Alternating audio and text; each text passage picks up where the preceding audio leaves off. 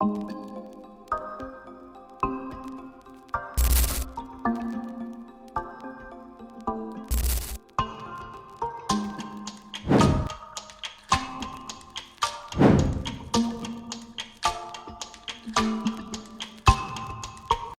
স্বপ্নদ্রষ্টা, এক মহান মানবতাবাদী এবং দরিদ্র বিমোচন এক বিপ্লব চিন্তাবিদ। জি, তিনি আমাদের মাননীয় প্রধান উপদেষ্টা professor doctor Mohammad Yunus sir. আজকে আমরা জানব কিভাবে নোবেল বিজয়ী এই কিংবদন্তি ব্যক্তি লক্ষ লক্ষ মানুষের জীবন বদলে দিয়েছে। সো অতিরিক্ত কথা না বলে জেনে নেওয়া যাক এই মহান ব্যক্তিটি সম্পর্কে। সাল 1940, চট্টগ্রামে এক মধ্যবিত্ত পরিবারে জন্মগ্রহণ করেন স্যার মোহাম্মদ ইউনূস। শৈশব থেকেই তিনি ছিলেন মেধাবী এবং অধ্যবসায়ী। চট্টগ্রাম কলেজ থেকে মাধ্যমিক এবং ঢাকা বিশ্ববিদ্যালয় থেকে গ্র্যাজুয়েশন সম্পন্ন করেন স্যার ইউনূস। পরবর্তীতে ফুলব্রাইট স্কলারশিপে যুক্তরাষ্ট্রের ভ্যান্ডারবিল্ট বিশ্ববিদ্যালয় হতে অর্থনীতির উপরে পিএইচডি সম্পন্ন করেন তিনি। তবে 1974-এর দুর্ভিক্ষ তার হৃদয়কে নাড়া দেয়। তিনি উপলব্ধি করেন প্রচলিত ব্যাংকিং ব্যবস্থা যথাযথ কার্যকর নয়। তখনই জন্ম নেয় নতুন এক ধারণা।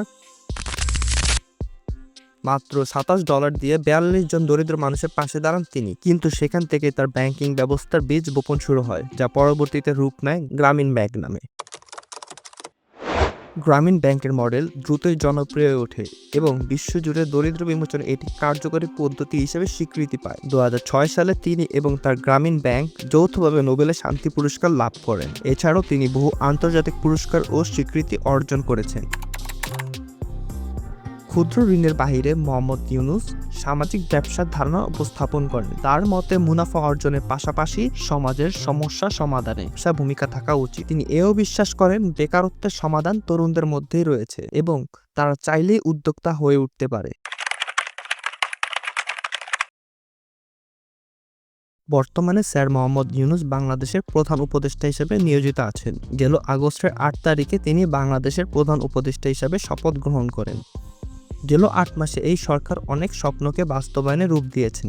তার মধ্যে অন্যতম রমজান মাসে কাঁচামালের বাজার নিয়ন্ত্রণ, চীন এবং আমেরিকার সাথে ভালো সম্পর্ক স্থাপন করা, পরিবহন খাতের দুর্নীতি লাগাম টেনে ধরা। প্রফেসর মোহাম্মদ ইউনূস দরিদ্রের বিরুদ্ধে সংগ্রামে এক সাহসী যোদ্ধা। তার চিন্তাধারা ও উদ্যোগ পৃথিবীকে বদলে দিয়েছে এবং ভবিষ্যতে বদলাবে। আমাদের সবার উচিত তার দৃষ্টিভঙ্গি থেকে অনুপ্রেরণা নেওয়া এবং সমাজের জন্য ভালো কিছু করা। আজকের ভিডিওটি যদি আপনাদের ভালো লেগে থাকে তবে লাইক এবং শেয়ার করতে ভুলবেন না।